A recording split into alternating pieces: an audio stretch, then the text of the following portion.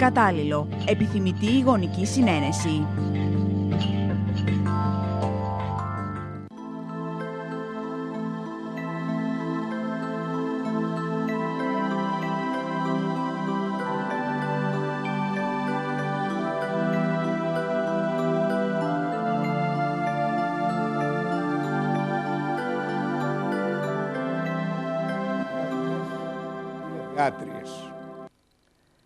Σε μερικές μέρες, μεσοβδόμαδα ουσιαστικά, γιορτάζουμε 3 παγκόσμιες ημέρες, οι οποίες σηματοδοτούν γεγονότα τα οποία πρέπει να μας κρατάνε όλους σε εγρήγορση. Και αναφέρομαι στο θέμα του εθελοντισμού. Γιορτάζουν λοιπόν, είναι η Παγκόσμια ημέρα του Ερυθρού Σταυρού, είναι η Παγκόσμια ημέρα της πρόληψης τροχαίων ατυχημάτων και είναι και η ημέρα των θαλασσεμικών. Είναι ό,τι έχει σχέση με τον εθελοντισμό και με την προσφορά προς τον συνάνθρωπο. Συνδιοργανωτής αυτής όλης της μαζικής, μπορούμε να πούμε, παγκόσμιας ημέρας είναι και ο Σύλλογος Εθελοντών Αιμοδοτών, που θα πραγματοποιήσει μαζί με τους άλλους 3 συλλόγους την αιμοδοσία που θα πραγματοποιηθεί στο Δημαρχείο της Ρόδου. Σας παρακαλούμε πάρα πολύ, ελάτε, γιατί ο εθελοντισμός προς κάθε κατεύθυνση πάντοτε βοηθάει και ηθικά αλλά και οποιαδήποτε άλλη δραστηριότητα τον άνθρωπο να είναι δίπλα στο συνάνθρωπό του. Σε αυτό το πλαίσιο δίπλα μου είναι ο αγαπητός πρόεδρος του Συλλόγου Εθελοντών Αιμοδοτών, ο κύριος Φιλίμωνας Νικολάου, με τον οποίο θα συζητήσουμε ακριβώς αυτά τα θέματα αυτών των παγκόσμιων ημερών, την συνδιοργάνωση, και όχι μόνο ότι καταφέραμε να έχουμε μία σύμπλευση με αυτούς τους άλλους συλλόγους, αλλά οπωσδήποτε είναι η συνεργασία μας αγαστή. Πέστε μας λοιπόν, κύριε Πρόεδρε, ποιο είναι το νόημα μάλλον αυτής της ομαδικής κατά κάποιον τρόπο συνύπαρξης με τους άλλους συλλόγους. Αρχικά να σας ευχαριστήσω για την πρόσκληση, ιδιαιτέρως να ευχαριστήσω τον τηλεοπτικό σταθμό Κόσμος, που για άλλη μία φορά μας δίνει τον χρόνο για να μπορέσουμε να αναφερθούμε στην εθελοντική αιμοδοσία. Να πούμε ότι συμπορευόμαστε πλέον μαζί με συλλόγους όπως είναι ο Ερυθρός Σταυρός, η Ευθύτα, τα παιδιά με την θαλασσεμία που είμαστε κοντά τους και υπάρχει μια πολύ καλή συνεργασία. Υπάρχουν συναντήσεις όπου μπορούμε και συζητάμε για τα οποιαδήποτε προβλήματα υπάρχουν και προσπαθούμε και εμείς σαν σύλλογος να δώσουμε λύσεις. Μια προσπάθεια έγινε πριν πολύ λίγες μέρες, πριν 2-3 εβδομάδες, τη Μεγάλη Πέμπτη, με τους 3 συλλόγους. Ευθύτα, Ερυθρός Σταυρός και Σύλλογος Αιμοδοτών, όπου έγινε διανομή αυγών. Τότε, στη συνάντηση που είχαμε, είπαμε να συνεχιστεί αυτή η προσπάθεια, να συμπορευτούμε μαζί και σε άλλη μια δράση από κοινού. Αυτή η δράση λοιπόν... Και βέβαια δεν θα είναι και η τελευταία. Δεν θα είναι η τελευταία. Ο σκοπός είναι ο εθελοντισμός και σε τέτοιους συλλόγους πρέπει να συμπορευόμαστε μαζί, ισχύς εν τη ενώση, και για να μπορέσουμε να μεταφέρουμε το μήνυμα όσο γίνεται καλύτερα. Λοιπόν, στις 8, πολύ καλά αναφέρατε στον πρόλογο σας, είναι η Παγκόσμια ημέρα του Ερυθρού Σταυρού, η Παγκόσμια ημέρα των θαλασσεμικών και η Παγκόσμια ημέρα της Ευθύτα. Εκεί λοιπόν θα είμαστε μπροστά στο Δημαρχείο, θα έχουμε ο κάθε ένας στο δικό του χώρο, δίπλα-δίπλα βέβαια, για να μπορέσουμε να μοιράσουμε έντυπα τον συλλόγο μας. Παράλληλα γίνεται η εθελοντική αιμοδοσία εντός του Δημαρχείου και να ευχαριστήσουμε τον Δήμαρχο που μας έδωσε τον χώρο για να μπορέσουμε να την κάνουμε εκεί. Και ο λόγος που γίνεται στο Δημαρχείο είναι για να μπορέσουμε να φέρουμε κοντά μας και εργαζόμενους που είναι στο Δήμο, και μιας και είναι και προεκλογική περίοδος, είμαστε πάρα πολύ κοντά στις εκλογές, να πούμε και στους υποψήφιους που κατεβαίνουν στις εκλογές να έρθουν κοντά μας, να βοηθήσουν να συμβάλλουν σε αυτή την προσπάθεια, να δώσουν και αυτοί λίγο αίμα, γιατί σίγουρα το αίμα θα πάει σε κάποιον άνθρωπο που το έχει ανάγκη. Λοιπόν, θα είμαστε εκεί και επίσης να αναφέρω ότι θα είναι και ο Κολοσσός, η ομάδα του Κολοσσού, όπου θα έρθουν να δώσουν αίμα. Τελειώνει και το πρωτάθλημά τους, οπότε μπορούν να δώσουν. Έχω μιλήσει ήδη μαζί τους με παράγοντες και θα τους έχουμε κοντά μας και αυτό είναι πάρα πολύ ευχάριστο. Κοντά μας λοιπόν σε αυτή την προσπάθεια, να μην ξεχνάμε ότι με το αίμα σώζονται ζωές. 10 λεπτά από το χρόνο μας είναι αρκετά για να μπορέσει να σωθεί κάποιος συνάνθρωπός μας. Ας μην το αμελούμε. Οι ανάγκες είναι καθημερινές και δεν θα πρέπει να ευαισθητοποιούμαστε μονάχα όταν έρθει η στιγμή να το χρειαστεί κάποιος άνθρωπος δικός μας. Καλό θα είναι σε όλη τη διάρκεια του χρόνου και ειδικά τώρα που έρχεται το καλοκαίρι, μπαίνει το καλοκαίρι σιγά σιγά και διπλασιάζεται ο πληθυσμός της Ρόδου, να μην ξεχνάμε να ερχόμαστε να δίνουμε αίμα.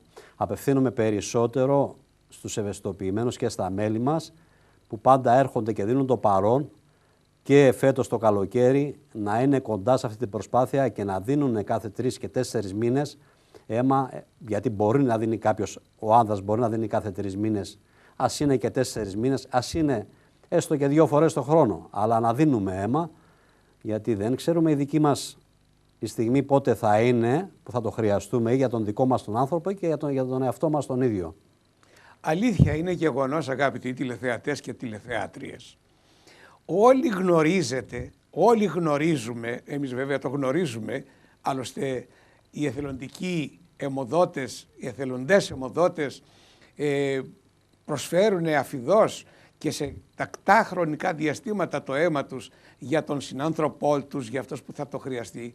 Όλοι γνωρίζουμε και γνωρίζετε ότι η αναγκαιότητα του αίματος είναι απαραίτητη για τον απλό και μόνο λόγο ότι δεν μπορούμε να το βρούμε σε ένα μπουκάλι στο φαρμακείο ή σε ένα σούπερ μάρκετ ή οπουδήποτε άλλο το πήραμε, το βάλαμε.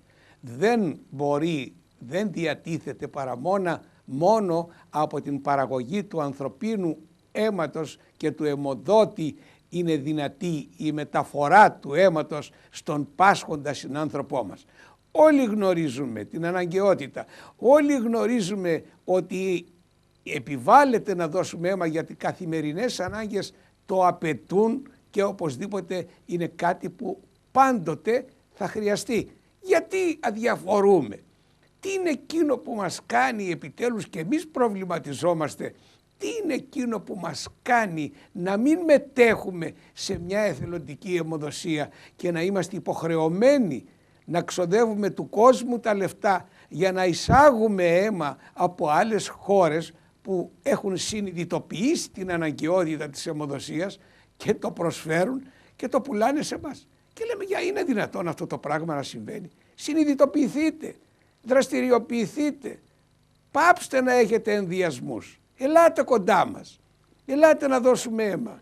2-3 φορές το χρόνο αν δίνουμε, 2 φορές το χρόνο αν δίνουμε περισσότεροι από αυτούς που είμαστε σήμερα, τελειώσαμε, λύσαμε το πρόβλημα της αναγκαιότητας και δεν θα τρέχουμε στο γείτονα, στο συγγενή, στον περαστικό, σε οποιοδήποτε έχει την καλή διάθεση και πρόθεση να έρθει για να δώσει αίμα.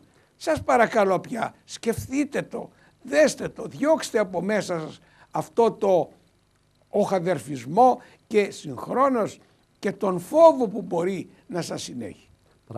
Πράγματι είναι υγεία το να μπορούμε να δίνουμε αίμα και μόνο υγεία και εντάξει 10 λεπτάκια από το χρόνο μας γινόμαστε γραφικοί πολλές φορές να λέμε τα ίδια και τα ίδια, αλλά όταν ο χρόνος έχει 525.600 λεπτά και δεν διαθέτουμε 15 λεπτά για να σωθεί κάποιος συνάνθρωπός μας, πραγματικά είναι θλιβερό. Έχεις μετρήσει, πρόεδρε, τον είναι δήμαρχο, ακριβώς τόσο είναι, κύριε Απόστολε. Το χρόνο κανονικά, έτσι το ξέρω, 525.600 λεπτά. 15 λεπτά λοιπόν από το χρόνο μας για να σωθεί κάποιος συνάνθρωπός μας, μπορεί στην ίδια θέση να βρεθούμε και εμείς ανα πάσα στιγμή. Γίνονται τροχαία ατυχήματα, εάν δεν υπάρχουν αυτοί οι ευαισθητοποιημένοι εθελοντές να τρέχουν την τελευταία στιγμή, να τρέχουμε εμείς ώστε να κάνουμε τηλέφωνα στα μέλη μας για να τρέξουν, για να πάνε να δώσουν, για να σωθεί κάποιος συνάνθρωπός μας εν καιρό ειρήνης.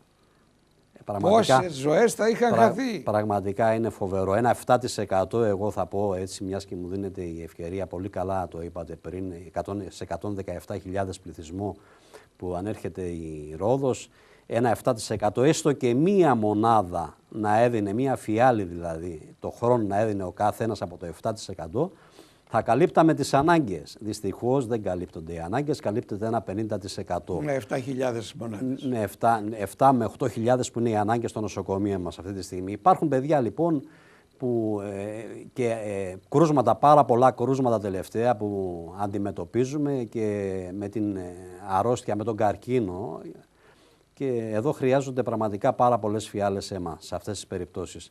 Λοιπόν, οι ανάγκες αυξάνονται, ο πληθυσμός γερνάει, πολλοί νέοι μας φεύγουν στο εξωτερικό, μειώνονται λοιπόν οι πιθανότητες έτσι να υπάρχουν περισσότερες αυτές. Λοιπόν, αυτοί που δεν έχουν πρόβλημα υγείας, καλό θα είναι να έρχονται και να το δίνουν. Να μην το αμελούν, είναι ό,τι καλύτερο μπορούν να κάνουν για τον εαυτό τους, γιατί δεν υπάρχει ωραιότερο πράγμα πράγματι έτσι να μπορείς να δίνεις και να προσφέρεις ζωή σε κάποιον συνάνθρωπο σου. Γεμίζεις εσωτερικά σαν άνθρωπος, γεμίζεις ο ίδιος. Ο ίδιος ωφελείσαι, πρώτα απ' όλα ωφελείται ο ίδιος ο αιμοδότης, αυτός που δίνει αίμα, και μετά οι υπόλοιποι.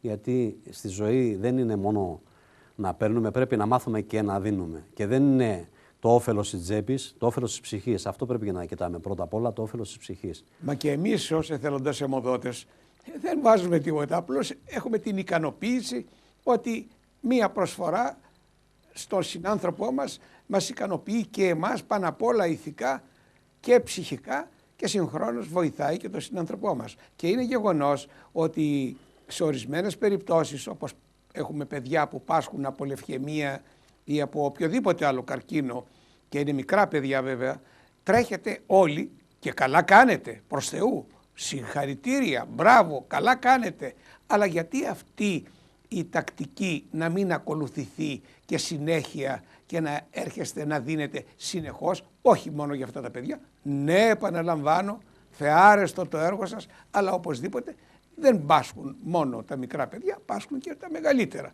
πάσχουν και τα 18άρικα, πάσχουν και τα 25άρικα, πάσχουν και οι νέες οι οποίες έχουν υποστεί μία μαστεκτομή και χρειάζονται, και εκεί και εκείνος καρκίνος είναι. Και εκεί η ηλικία είναι μεγαλύτερη, μια παραγωγική ηλικία, και εκείνες χρειάζονται αίμα. Γιατί λοιπόν, ναι, επαναλαμβάνω, δεν κρίνω άσκοπα, σύμφωνα, βέβαια, και πραγματικά έχετε απόλυτα δίκιο να τρέχετε σε κάθε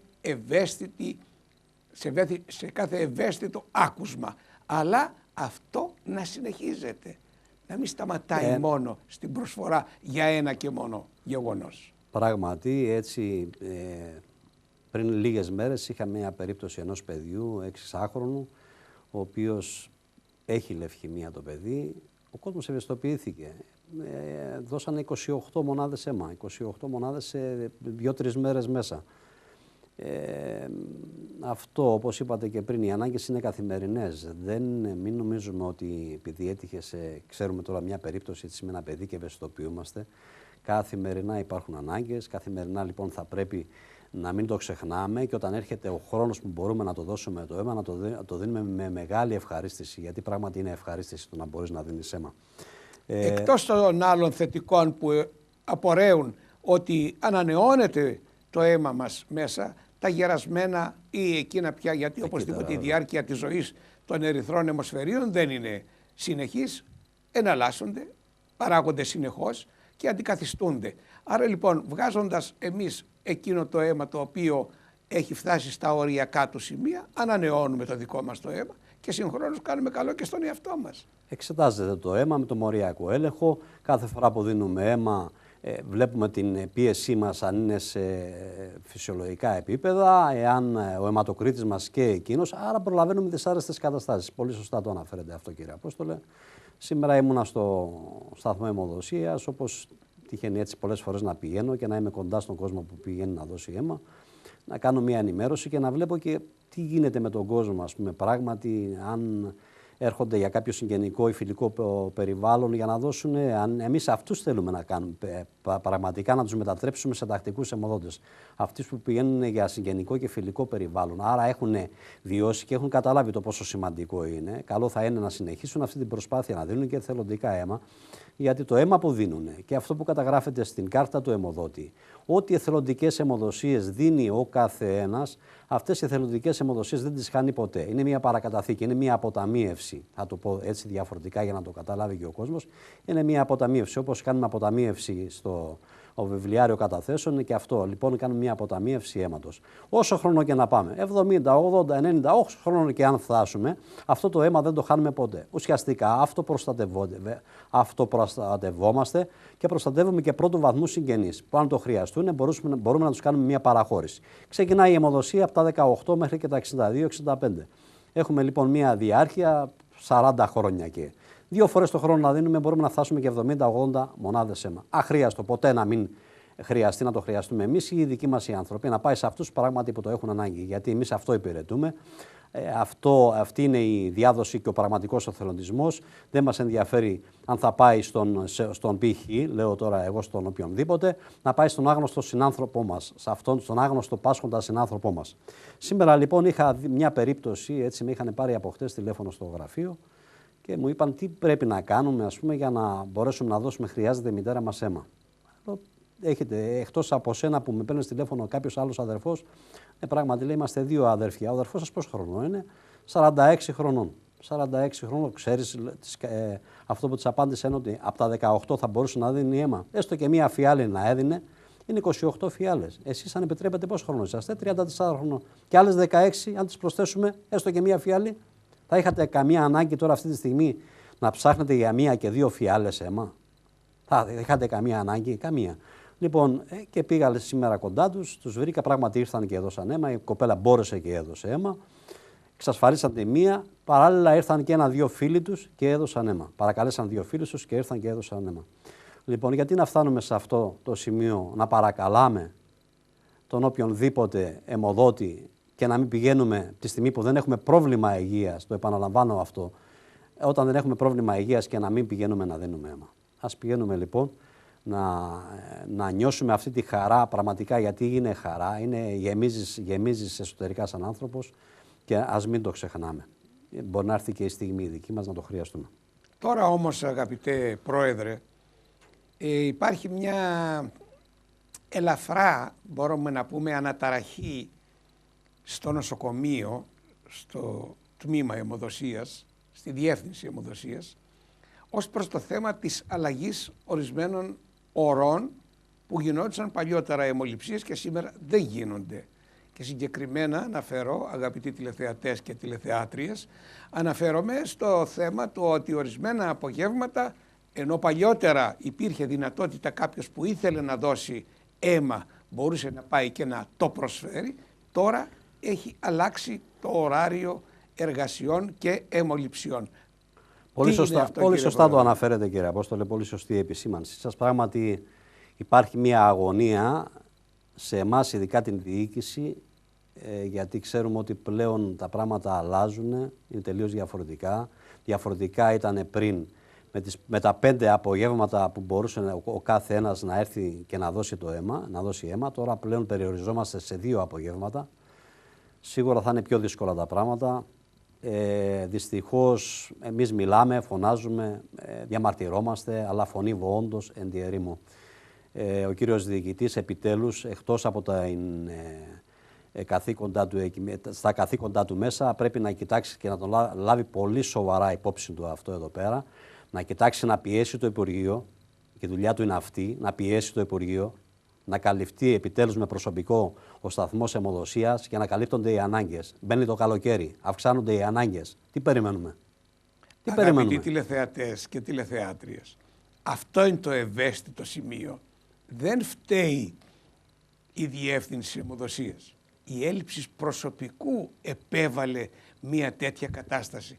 Άρα λοιπόν ο κύριος Πρόεδρος πολύ σωστά το τοποθετεί και αναφέρεται στο ότι ας στελεχωθεί περισσότερο η διεύθυνση αιμοδοσίας με περισσότερο προσωπικό για να μπορεί, γιατί οπωσδήποτε και αυτοί που παίρνουν το αίμα, οι γιατροί και όποιοι άλλοι τέλος πάντων υπάρχουν και ασχολούνται με την αιμοληψία, δεν είναι ρομπότ από το πρωί μέχρι το βράδυ και από το πρωί μέχρι το βράδυ και από το πρωί μέχρι το βράδυ να δουλεύουν εκεί. Υποχρεωτικά έχουν και αυτοί τις ώρες απασχόλησής τους. Έχουν και αυτή την ίδια αγωνία με εμάς, κύριε Απόστολο, όταν δεν μπορούν να καλύψουν τις ανάγκες του νοσοκομείου. Σίγουρα έχουν και αυτή την αγωνία. Βεβαίως. Γιατί πλέον συσσωρεύονται με το να καλύπτουν μέσα σε 2 απογεύματα, να μπορέσουν να εξασφαλίσουν αυτό που χρειάζεται. Σίγουρα είναι πιο μεγαλύτερη πίεση. Υπάρχει μεγαλύτερη πίεση και σε αυτούς τους ίδιους, γιατί θα έρχονται περισσότερος κόσμος μέσα στο στάδιο. Ανεξάρτητα όμως με αυτό, σήμερα βρισκόμαστε σε αυτήν την σκληρή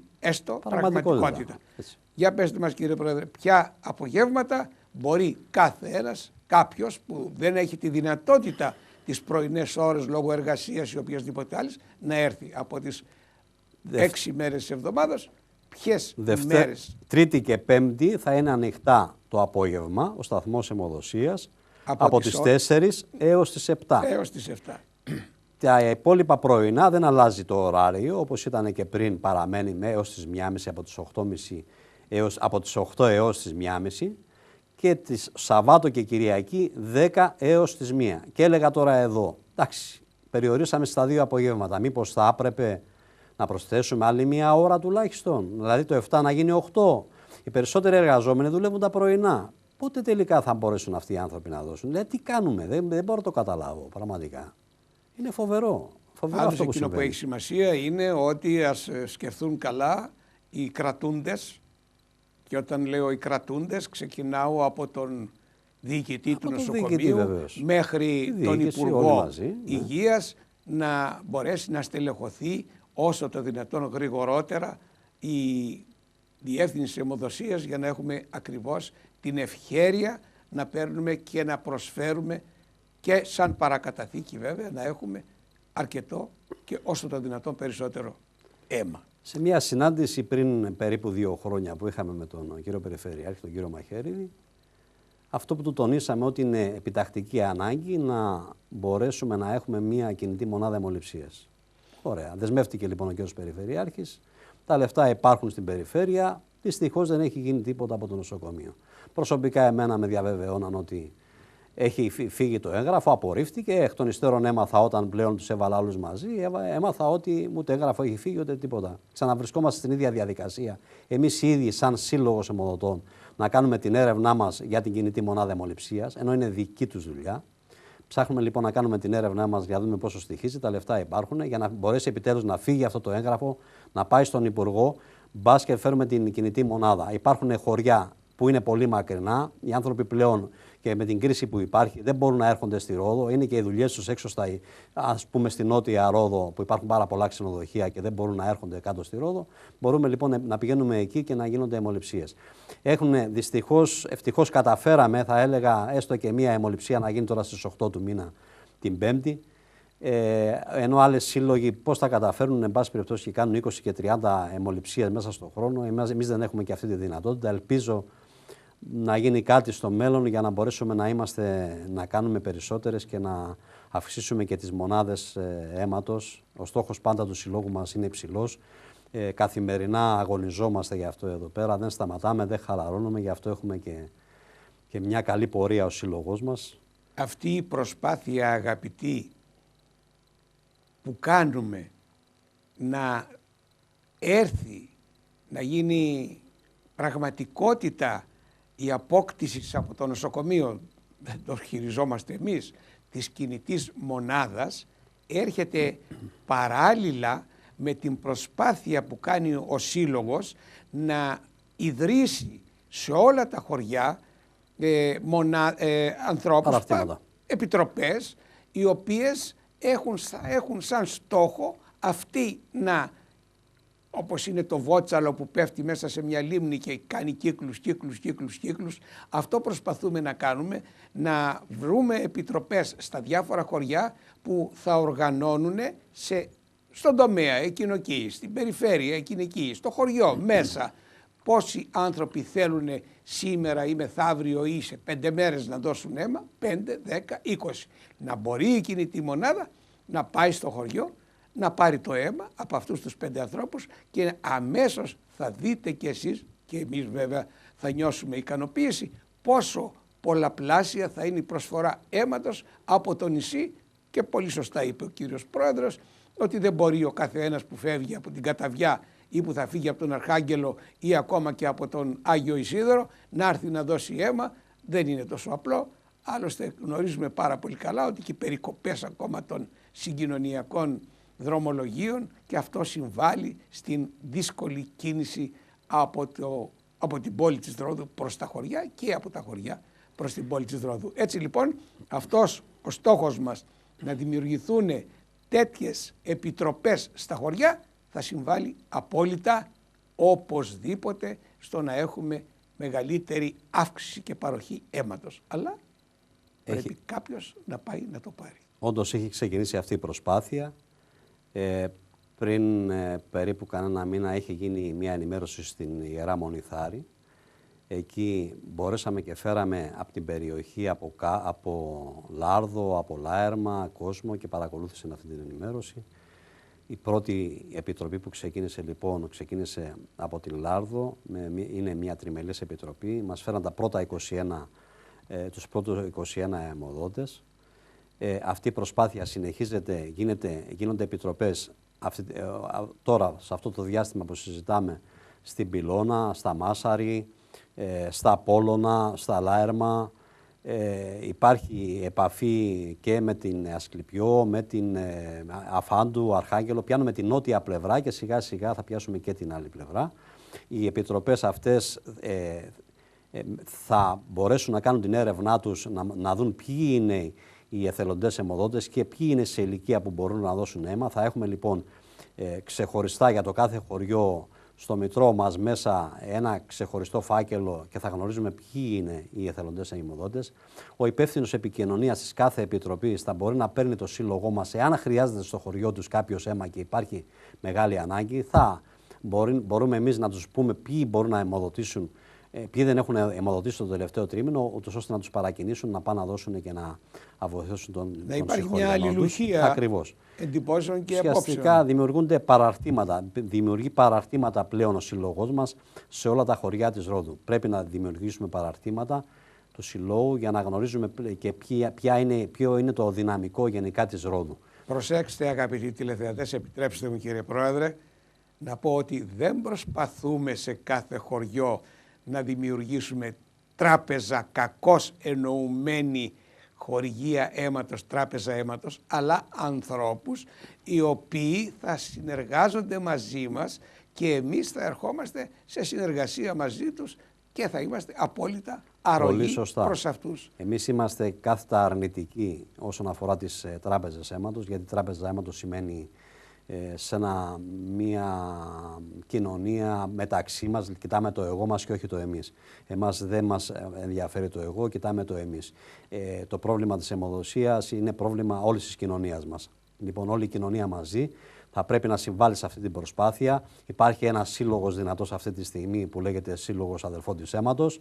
Είναι ο μοναδικός που έχει μείνει, εκτός από τις τράπεζες που έχουν δημιουργηθεί. Υπήρχαν και άλλοι σύλλογοι, υπολειτουργούν αυτή τη στιγμή. Καλό θα είναι να δυναμώνει όσο γίνεται περισσότερο αυτός ο σύλλογος, να ανεβάζουμε τον πύχη της αιμοδοσίας της Ρόδου όσο γίνεται ψηλότερα. Πρόσφατα ο σύλλογός μας τιμήθηκε από την Πανελλήνια Ομοσπονδία για τη μεγάλη προσπάθεια της τελευταίας πενταετίας που έχει γίνει. Αυτή η προσπάθεια θα πρέπει να συνεχιστεί και να ανεβάσουμε όσο γίνεται ψηλότερα τη Ρόδο μας. Τη Ρόδο μας ψηλά στην Ελλάδα, να είμαστε μέσα στους 3-5 καλύτερους συλλόγους σε όλη την Ελλάδα. Αυτός είναι ο στόχος μας, αυτό προσπαθούμε καθημερινά και αυτή η προσπάθεια θα πρέπει να αγκαλιαστεί από όλη την κοινωνία μας, επαναλαμβάνω. Εκτός όμως αγαπητοί τηλεθεατές και τηλεθεάτριες, από την καθαρά μεγάλη σημασίας και αξίας κίνηση που κάνει ο σύλλογός μας για την αιμοληψία και για την ως το δυνατόν περισσότερη παροχή αίματος για τις ανάγκες φυσικά του νοσοκομείου και όχι μόνο για τον εαυτό μας, δεν μας απασχολεί ο εαυτός μας, μας απασχολεί ο συνάνθρωπός μας, έχει και άλλες δραστηριότητες. Μια από αυτές όμως τις άλλες δραστηριότητες είναι η δημιουργία κοινωνικών φροντιστηρίων. Ας μας πει ο κύριος Πρόεδρος τι θα πει κοινωνικό φροντιστήριο, πού αναφερόμαστε και τι συμπεριλαμβάνει. Μου δόθηκε η ευκαιρία περίπου πριν 2 μήνες να πάω στην Αθήνα, να έχω μια συνάντηση με τον υπεύθυνο στο Περιστέρι, που μόνο εκεί υπάρχουν τα κοινωνικά φροντιστήρια, στο Δήμο Περιστερίου. Να βρεθώ λοιπόν με τον υπεύθυνο, αυτόν που δημιούργησε τα κοινωνικά φροντιστήρια, και να κάνω μια συζήτησή του όσον αφορά την καινοτομία, όσον αφορά τον τρόπο λειτουργίας των κοινωνικών φροντιστήριων. Πιστεύουμε λοιπόν Επίτρεψέ μου, κύριε Πρόεδρε, να συμπληρώσω, γιατί πιθανότατα εσύ μέσα στο μυαλό σου το έχεις, αλλά ίσως ο τηλεθεατής δεν το γνωρίζει. Τι θα πει κοινωνικό φροντιστήριο? Λοιπόν, που αναφέρεστε. Υπάρχει με την κρίση τώρα που περνάμε πάρα πολλές οικογένειες που δεν μπορούν να βοηθήσουν τα παιδιά τους. Να τα βοηθήσουν να τα στείλουν σε ένα φροντιστήριο. Σίγουρα τα λεφτά και... Μιλάμε λοιπόν για μαθητές. Για μαθητές. Αρχικά ξεκινάμε τώρα με την τρίτη γυμνασίου, πρώτη και δευτέρα λυκείου.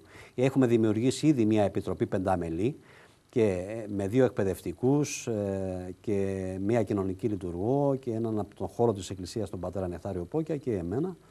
Παράλληλα θα μπουν στην επιτροπή μέσα ένας από τον Δήμο και ένας από την Περιφέρεια. Για να προσθέσω, κύριε Πρόεδρε. Ναι, βεβαίως. Αυτή η προσφορά, αγαπητοί μου, είναι εθελοντική. Εθελοντική. Δεν θα αμοιφθεί κανένα μέλος, ούτε από αυτούς που θα πάνε να μαθητεύσουν, από τα παιδιά δηλαδή, δεν θα πληρώσουν κάτι.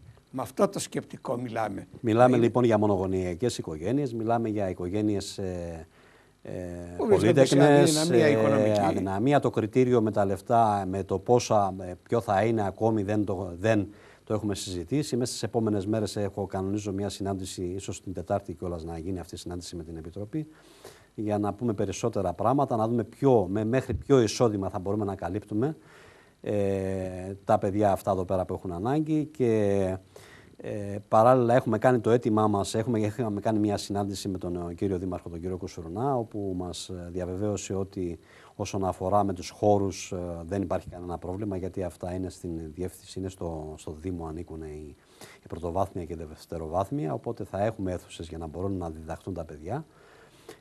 Ο σύλλογός μας αριθμεί αυτή τη στιγμή γύρω στους 100 εκπαιδευτικούς.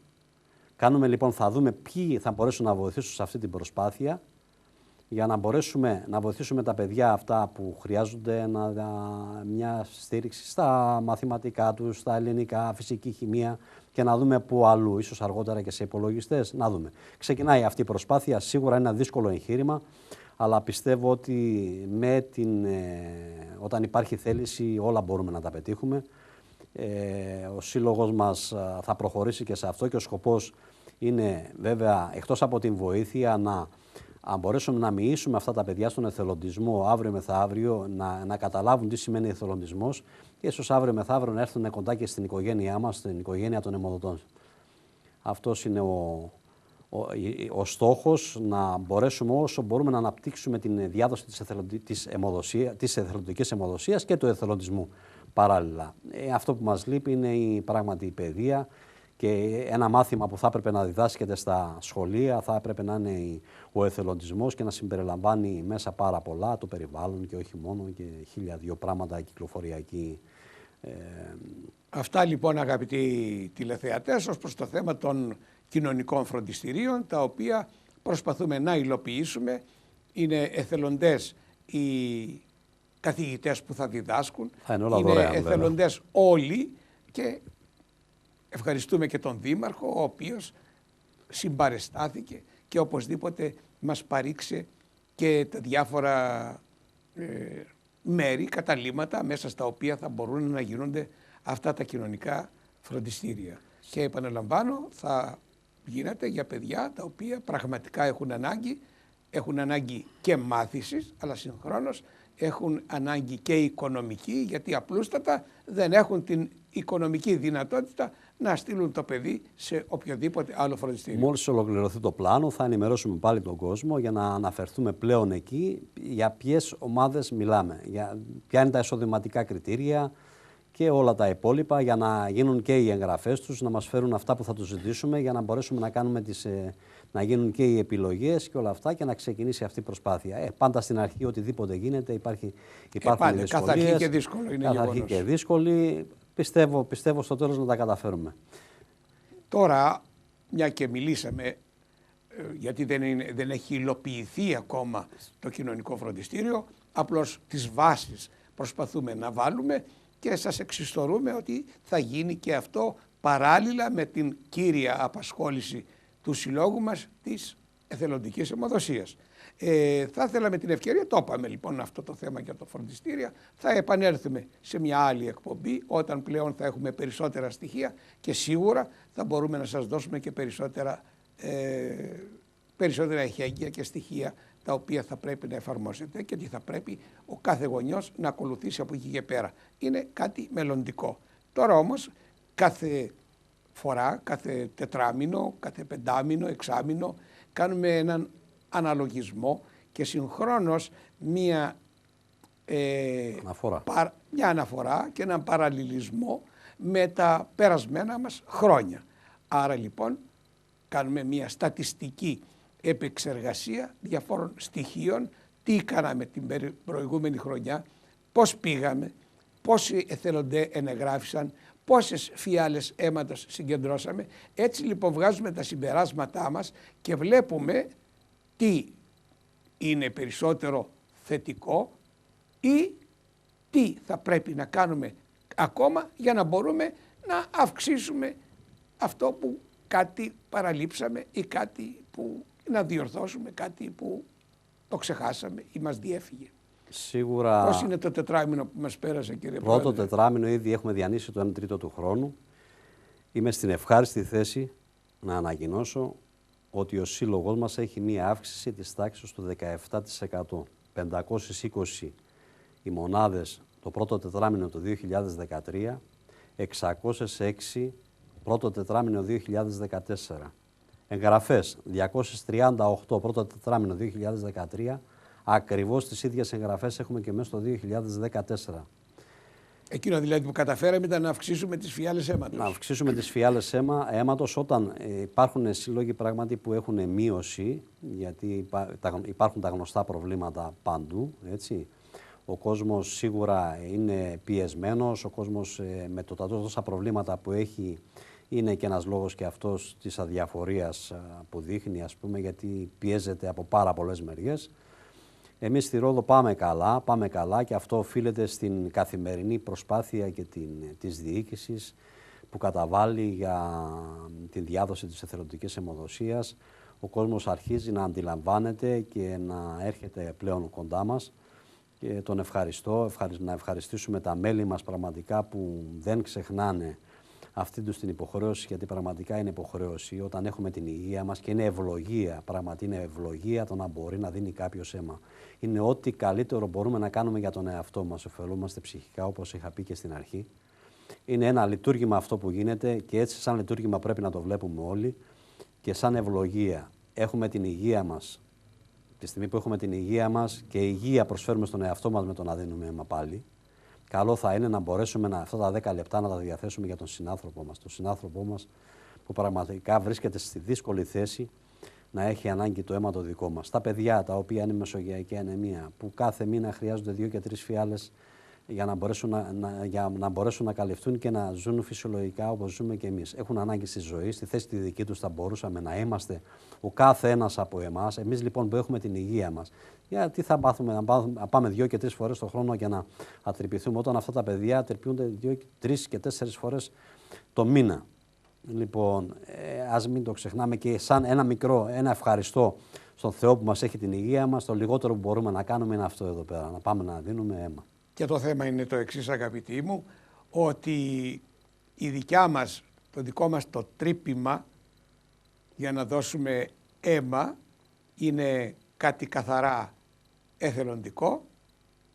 Η άλλη όμως περίπτωση των παιδιών που 2 με 3 φορές το μήνα έχουν ανάγκη τρυπήματος, μια και μιλήσαμε για τρύπημα, εκείνα είναι θέμα ζωής, είναι θέμα ύπαρξης, είναι θέμα καλής διαβίωσης σε αυτόν τον κόσμο, γιατί χωρίς την αλλαγή του αίματός τους, τα παιδιά που πάσχουν από θαλασσαιμία, από μεσογειακή ανεμία δηλαδή, όπως παλιότερα τη λέγαμε, αυτά χωρίς την αλλαγή του αίματος, δυστυχώς δεν θα μπορέσουν να μακρύνουν το βίο τους απάνω σε αυτή τη γη. Είναι πράγματι, δεν μας επιτρέπεται σαν άνθρωποι που είμαστε να διαφορούμε για τον διπλανό μας, να αφήσουμε επιτέλους το βόλεμα του καναπέ και οτιδήποτε άλλο που τρώμε ώρες στον υπολογιστή μπροστά. Κάποιοι τρώνε ώρες στον υπολογιστή μπροστά. Ή σε μια καφετέρια. Ή σε μια καφετέρια ή οτιδήποτε άλλο. Ή στο γήπεδο. Ας κάνουν ένα δώρο στον εαυτό τους, θα έλεγα. Δώρο στον εαυτό τους. Ό,τι καλύτερο μπορούν να κάνουν λοιπόν είναι αυτό εδώ πέρα. Και παράλληλα καλό θα είναι, και μιας και υπάρχει και ο Σύλλογος Ροδαυγή Δωρεάς Μυελού των Οστών, καλό θα είναι και εκεί να κάνουν εγγραφές, να κοιτάξουν να κάνουν μια εξέταση, γιατί ποτέ δεν ξέρουμε, μπορεί να είσαι συμβατός με κάποιον ο οποίος το έχει ανάγκη και να μπορέσει να ζήσει μέσα από τη δική σου την προσφορά, και δεν στοιχίζει τίποτα πλέον. Είναι πολύ απλός ο τρόπος, γίνεται με τον ίδιο τρόπο που γίνεται και η αιμοληψία. Λοιπόν, γίνεται και εκεί μια πολύ καλή προσπάθεια, πράγματι, και ο κόσμος έχει ανταποκριθεί, και όσο περισσότεροι ανταποκριθούν τόσο περισσότερο θα είναι και οι πιθανότητες για να μπορέσει να βρεθεί κάποιος συμβατός δόντης. Ας μην αδιαφορούμε λοιπόν και να κοιτάμε να είμαστε ο ένας δίπλα στον άλλον και να πορευόμαστε μαζί. Ο ένας έχει την ανάγκη του άλλου. Ποτέ δεν ξέρουμε κι εμείς πότε θα χρειαστούμε την ανάγκη του διπλανού μας. Και θα ήθελα να σας πω, αγαπητοί, παραφράζοντας τα λόγια ενός ποιητή, νιώσε μέσα στην καρδιά σου και στην ψυχή σου την εθελοντική προσφορά αίματος και θα νιώσεις κάθε είδους μεγαλείο. Αγαπητέ κύριε Πρόεδρε, ευχαριστώ που άλλη μια φορά ήσουν εδώ και που καταφέραμε να μεταφέρουμε τα μηνύματά μας σε εσάς, αγαπητοί τηλεθεατές, και να σας παρακαλέσουμε, να σας προτρέψουμε, να σας παρακινήσουμε, να σας χτυπήσουμε το καμπανάκι της ευαισθησίας, να έρθετε και να γίνετε εθελοντές αιμοδοτές. Εγώ να σας ευχαριστήσω για άλλη μια φορά, κύριε Απόστολε, πράγματι που μας δίνετε αυτή η ευκαιρία, γιατί είστε και εσείς μέλος της διοίκησης. Μας δίνετε η ευκαιρία μέσα από τον τηλεοπτικό σταθμό Κόσμος να μπορούμε να ενημερώνουμε τον κόσμο και να ευαισθητοποιηθεί μια κάποια στιγμή ο κόσμος, να καταλάβει ότι δεν είναι τίποτα να δίνουμε αίμα, είναι υγεία το να μπορείς να δίνεις αίμα και προσφορά, η καλύτερη προσφορά που μπορείς να δώσεις στον συνάνθρωπό σου. Σας ευχαριστώ για άλλη μια φορά. Αγαπητοί τηλεθεατές, με αυτά τα λόγια του κυρίου Προέδρου, τις ευχαριστίες του σε εσάς που μελλοντικά θα έρθετε και να δώσετε αίμα, σας λέω γεια σας.